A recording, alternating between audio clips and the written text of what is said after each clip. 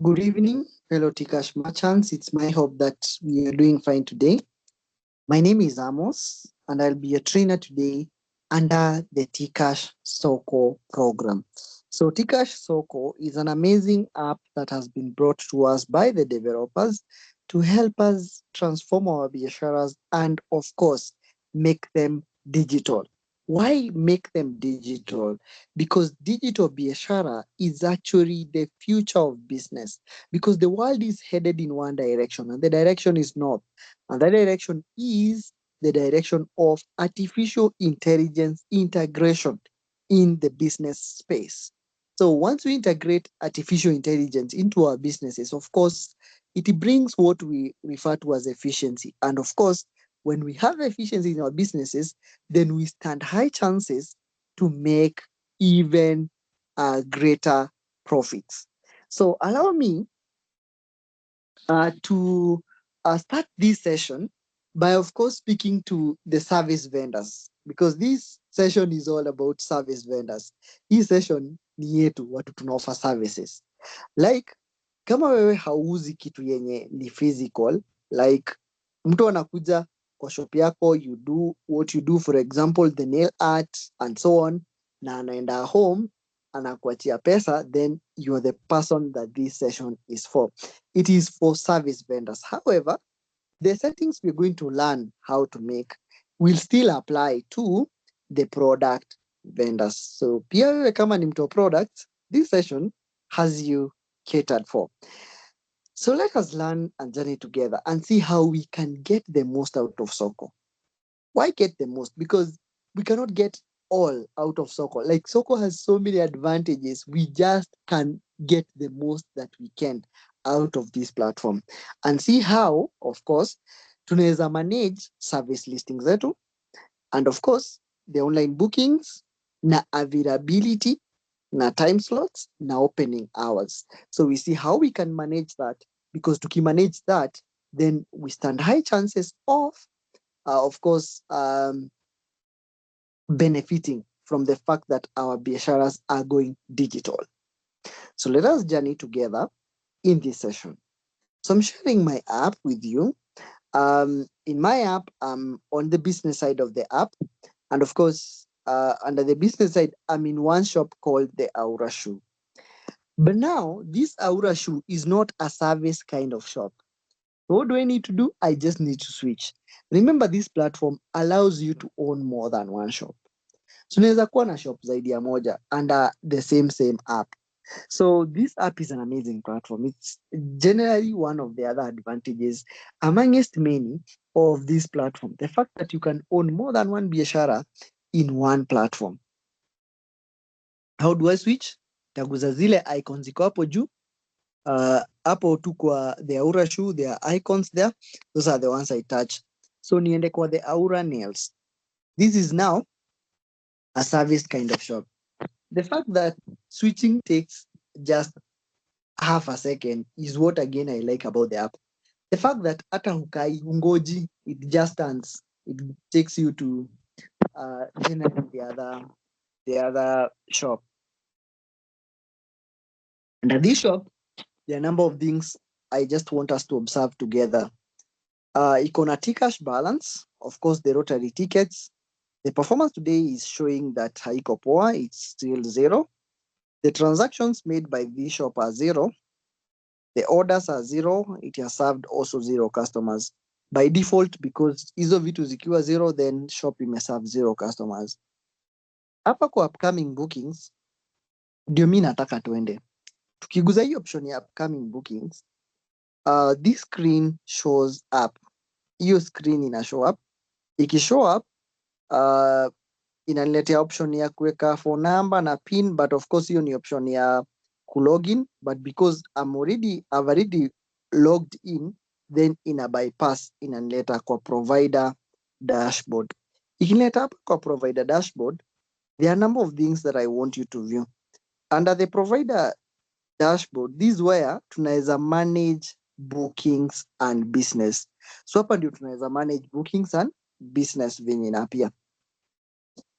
So tukiwa hapa, there are a number of things zenye nataka to observe. One is the calendar. Ukiangalia hii calendar inaonyesha that today is Wednesday, which of course is true, the 1st of April, and of course inanionyesha that this is the staff schedule hapo chini as I swipe down. Time, staff schedule for Wednesday 1st April 2026. Then inanionyesha time, so 8 to 8:30. So what does that mean? Inamaanisha hii shop imekuwa set, inafungua 8, inafunga saa ngapi? Inafunga the last time here, which is 9 p.m. So it is me now to edit this information na ni set so that it is correct. Ukiangalia still here under the calendar, naweza enda to a certain day, for example the Good Friday, or Friday the 3rd is Good Friday. You can see that my shop will still be open. Maybe I don't want to open during that holiday. So I need to now get into the details of how do I set this. Your client akioda for services online, asiode for services only for him or her to travel all the way from kwenye atatoka, which is now their place of residence, akuje kwa biashara yangu na apate nimefunga. So I need to ensure that of course I update a number of things. Kitu ya kwanza ni the days zenye nitakuwa open, the days zenye najua mi nitakuwa nafungua biashara. Then the second thing that I need to update is the time slots. Ukiangalia hizi times zinaanza 8 all the way to 9 p.m.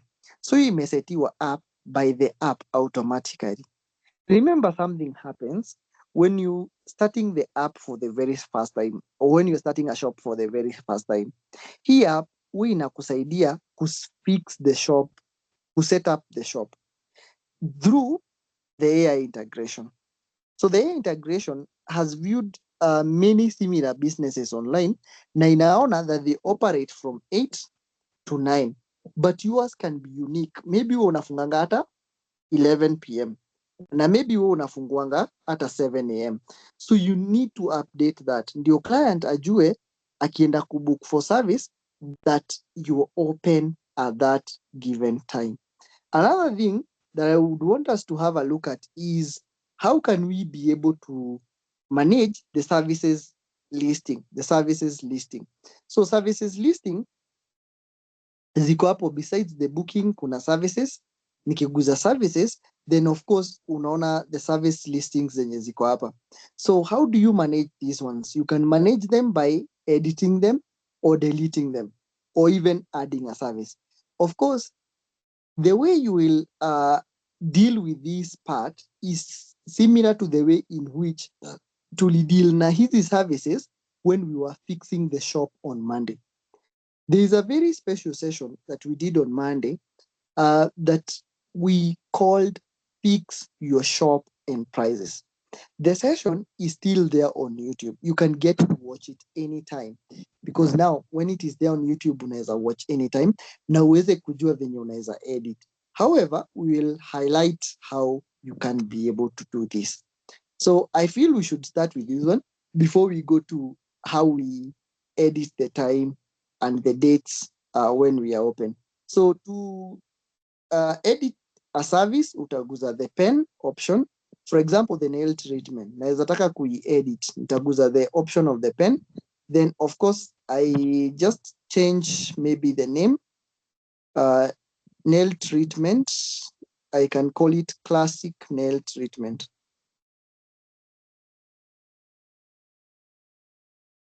I need to change this to small letters. Classic nail treatment. So naweza amua, I can also add a photo. Kuadd a photo, utaguza ile icon iko na photo, and then you can take a picture or of course use a picture that you have already. Then I can describe what it includes. I can say that this is professional nail treatment. Professional nail treatment, that is what it entails. Then the price, I can also be able to edit the price. Hapa naweza edit the price, maybe itoke 1,900 ifike maybe something like 999. So then the duration will be 6 Okay. And then the category, I can add the category, and I can add the category there and then update the service. So that is how you can be able to edit a service.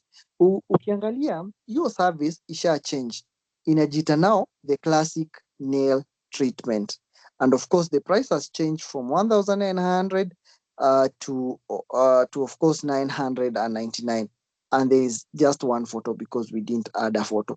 Of course the same procedure we have followed here is the same procedure that you would follow when you're fixing your price, your shop. But remember, you don't fix your shop from here. You fix your shop from another point. And that is why I'm saying that you need to review. In case you didn't attend that session, you need to review the session, fix your shop and prices that was done on Monday and is still posted on YouTube. If you want to delete a service, if there is a service that you don't offer, why can't you offer a service? For example, as a business person, inaweza kuwa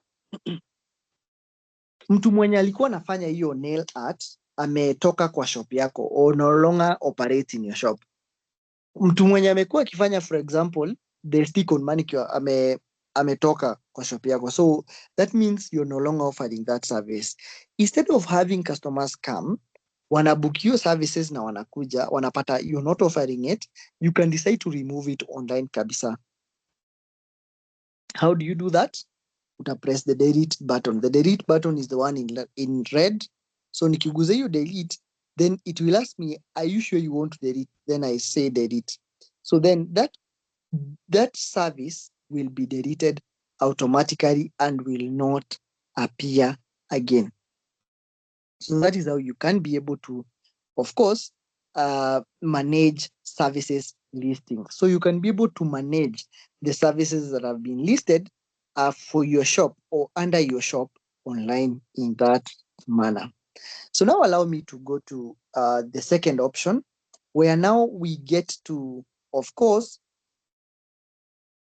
manage a number of things under our businesses. One, the operating days. Two, the operating hours. So hizo ni vitu muhimu sana, because you don't want customers wakuje na wakukose wapate like you're not operating on that day. You'd want them to get the correct information. If you're open, you're open, so then they get to come na wanapata uko open.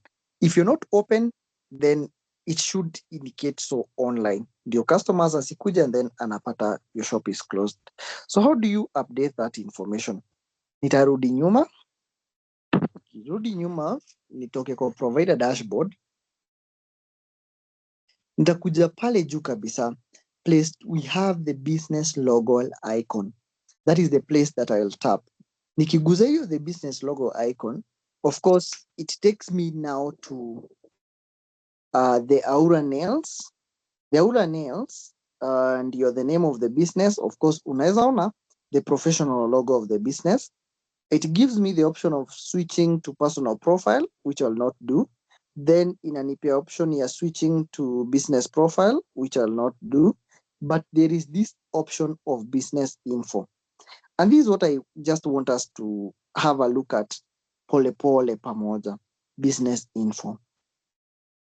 Business info, hapa ndio unafanya settings za shop yako. Be it a product shop, be it a services kind of shop. Hapa ndio una set shop yako yenye inafaa. So one of the things that your shop needs is a business name. Of course unaweza kuwa when you're starting maybe your shop online ulianza na jina yenye you no longer feel applies to your shop. You can change that name. Kuchange the name, utaguza tu hiyo jina. Ukiguza jina, then the business name, you have the option of changing the business name. Unaweza change. So I can change this from the Aura Nails to Aura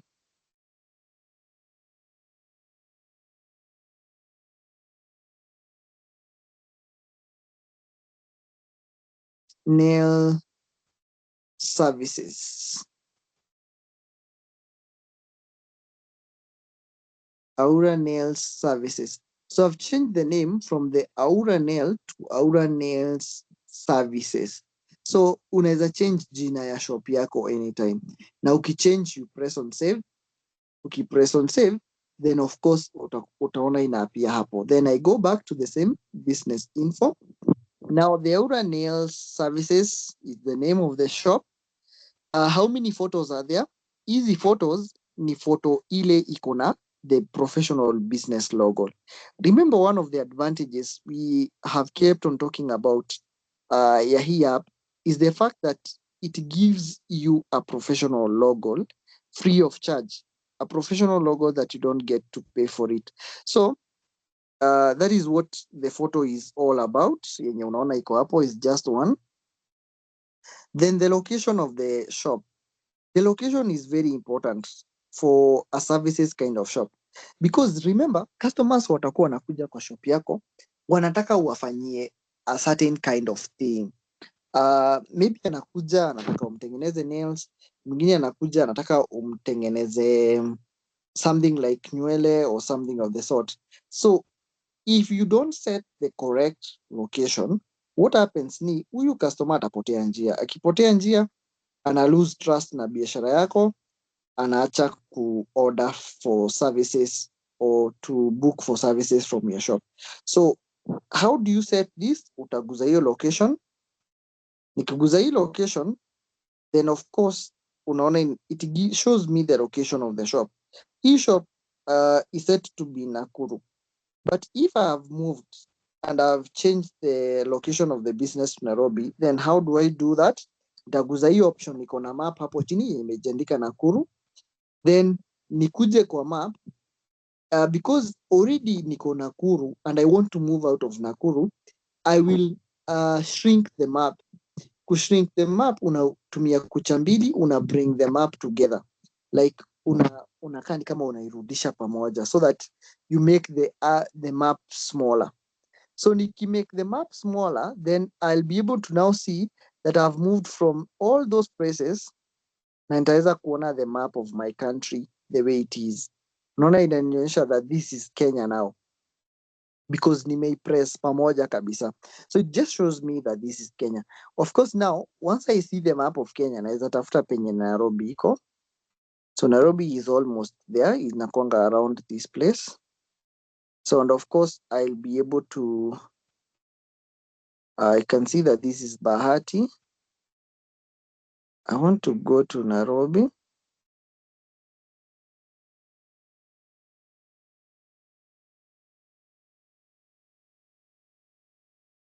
Nairobi is here. So nikishafika Nairobi, then I must know which position in Nairobi I want my business to be located. Maybe I want it to be located in Ongata Rongai. So is Ongata Rongai Nairobi? Okay, Ongata Rongai I think is in Kajiado. So assuming that is where my shop is located. So nikifika hapo Ongata Rongai, the place where I want my shop to be located, nitakuwa na expand map kabisa mpaka nipate the exact two locations tudogo tunjia tudogo twenye tuko huko. So hapo nitajua nikiwa hapa Riverside Road, maybe plot yenye nime set up my business iko hapa juu. So what do I do? Na make sure the black icon imefika penye hiyo plot yangu iko kabisa, the exact location. Then once I ensure that is where it is, then I press on next. Nikiguza next, of course, this location has changed from Nakuru to Ongata Rongai, which is now in Kajiado County, Kenya. And then I'll just save. So that is how you set the location. The importance of setting the correct location is that your customers will never get lost. They will just find your shop any day and any time. Now we are to the next most important detail of your business, because hapa ndio utaweza get the most out of the Soko if you set this detail correctly. These details is all about now the operating days. So ni siku gani utakuwa unafungua. Ukiangalia hii shop, it is indicated that it operates every day. Kusema una operate every day inamaanisha hata holidays be it Good Friday, be it whichever day you in operation. So that is what every day would mean here. So I want to tap on every day so that we get to choose when. So nikiguza every day, then um, hapo kwa operating day nikiguza hapo hii option ya every day inanileta kwa hii screen. Kwa hii screen, then unaona pale juu it was ticked every day. That is done automatically by the app when you are setting up your shop. Remember, this app is there enabled. Inajua that most business people would want to operate every day in order to maximize profits, like ndio watengeneze pesa mingi. But now you may not be that kind of a business person mwenye unataka kuoperate every day. So what do? Unakuja una choose, you choose the operating days. So una choose the days. So tuseme I operate on Monday, Tuesday, Wednesday, Thursday, Friday. I don't operate on Saturday, but I operate on Sunday. It can be such. Or maybe I don't operate on Friday, but I operate on Saturday. It can be such. So that means that Friday ni off day yangu. Ama Friday maybe I do restockings. So then once I have marked my operating days, I press on done. Nikipress on done, utaona zinaapia hapo vizuri siku zenye nimechagua. Then there is this other sentence asking us a question. Will you be open on public holidays? So I have to choose whether I'm open or closed. So the app automatically had selected for me that I will be open.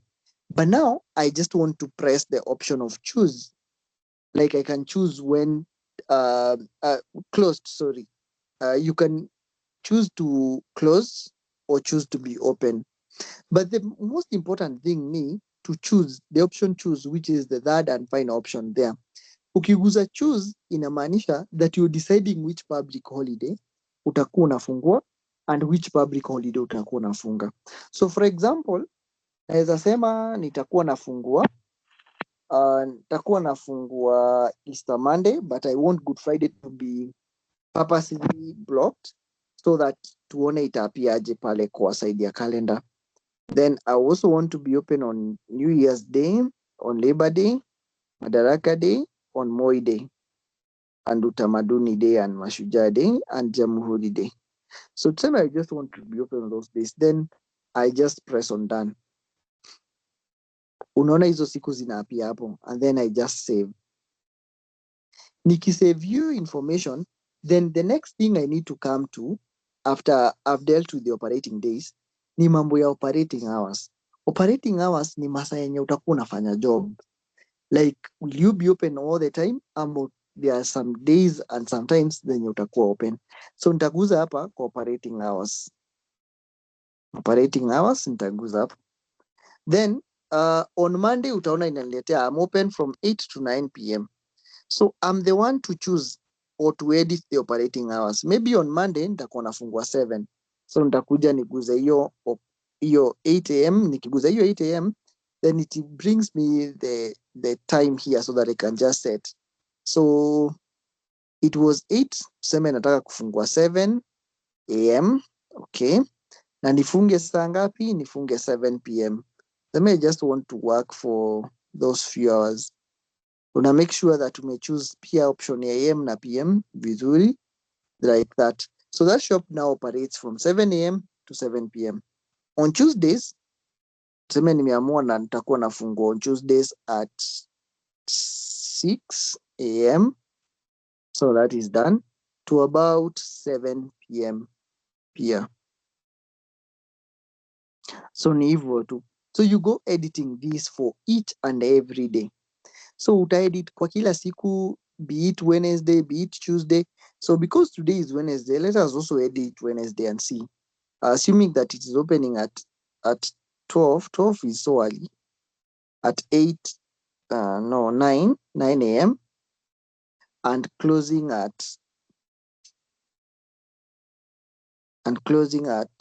7 p.m. I just want it to be 7 p.m. And then we see how it affects the calendar. So hivyo.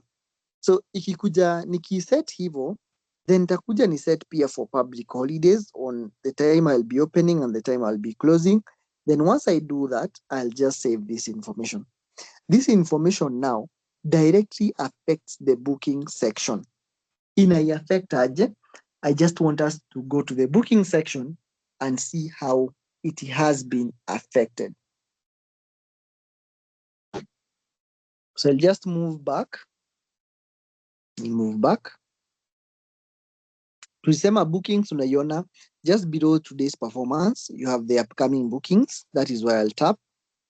Ukiguza upcoming bookings, then you allow it to, of course, load. Hii upcoming booking sometimes inaweza chukua at a few seconds, like 2-3 seconds hivi. Why? Because it must confirm whether you actually have any upcoming booking. That's why unaona it takes like 2 seconds to just confirm the same, so that doesn't give you the wrong information. So nikikuja hapa kwa hii shop, the Aura Nail Services, uta notice kitu hapo that today being on Wednesday, the shop is was open, but nikiangalia hapa availability, the time that the shop is open is from 9 all the way to 7 p.m. So shop inafungua 9 a.m. venye tumeiset, inafunga saa ngapi? Of course 7 p.m. usiku. So what does that mean? This means customer haezi book for services beyond that time, because akibook atapata tushafunga. Like, the advantage of this is the fact that the customer cannot now book for services past this time. Akienda kubook past this time, atakuwa naona that it is not possible because tutakuwa tumefunga. I hope set Friday as the Good Friday, kukua our day off. So nikiguza Friday, I want us to see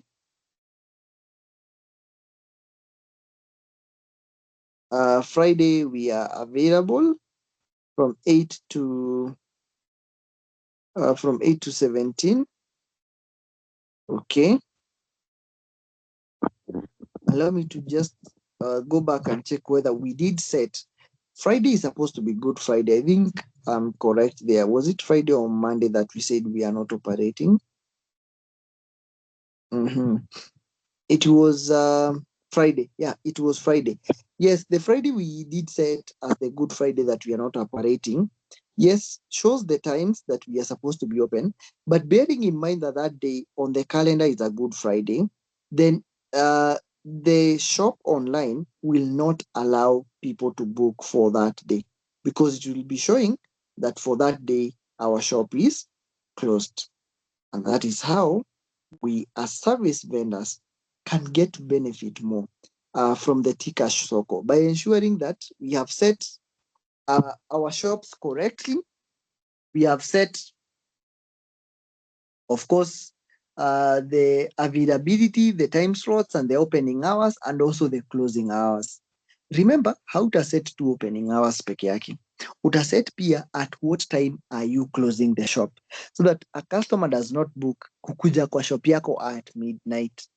Remember, in some cases, if you have not set it well, somebody may think that your business is a 24-hour economy or kind of business. So you must ensure if hauoperate 24 hours, then umeset vizuri ndio customers anaweza kuona. Remember, customers will be booking for services from you online, na watakuwa wanakuja hizo services zenye wamebook online using their Tcash Soko platforms. So now it is you as the owner of the business to ensure that you control the traffic of your customer to your days of operation and the time slots that you are available, so that customers wasikuje and then they end up frustrated by not getting the kind of services that they wanted to get from your shop, despite them being there and showing that they are being offered online. So this brings us to the end of our session today, and the service vendors and how they can get the most out of Soko. Something I would have to mention before, of course, we get to the close of this session is the fact that still the product vendors need to set their shops in the way or in the manner in which I've set this shop. Pia wao wa set up the shop in the same way, manage the availabilities so that once these availabilities are well managed, then customers can only book for times and days when they are available. In case you have any question on how you as a service vendor can get the most out of the Soko platform, kindly feel free to get back to me via the comment section. I'll be responding to your questions as soon as I see them. Have a great evening. Let us get to earn more with the Tcash Soko. Let us operate our businesses using the Tcash Soko platform because of the many advantages that we will have in our biasharas. Remember, people will be booking for services from you online. You will not be just waiting for calls. People will be booking for services just from their phones, and they can be able to, of course, book for slots where you are available. So that is how we get to benefit from this platform, and that is how we, as the service vendors, get the most out of the platform. Have a great evening. See you in our next session. Thank you.